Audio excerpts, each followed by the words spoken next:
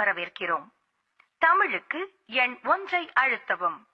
தெரிந்தவர் என்றால் எண் 1 அழுத்தவும். தெரியாதவர் என்றால் எண் 2 அழுத்தவும். கடன் வாங்க வந்தவர் என்றால் எண் 3 அழுத்தவும். பேசியே அறுப்பவர் என்றால் எண் 5 அழுத்தவும்.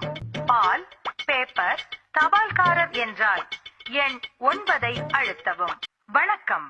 வீட்டின் முதலாளி சில வேலை காரணமாக கொஞ்சம் பிஸியாக இருப்பதால் நீங்கள் சிறிது நேரம் காத்திருக்கும்படி கேட்டுக்கொள்கிறோம்.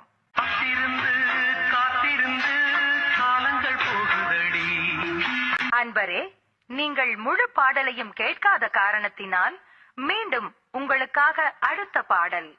வாழ்வே மாயம், இந்த வாழ்வே மாயம்.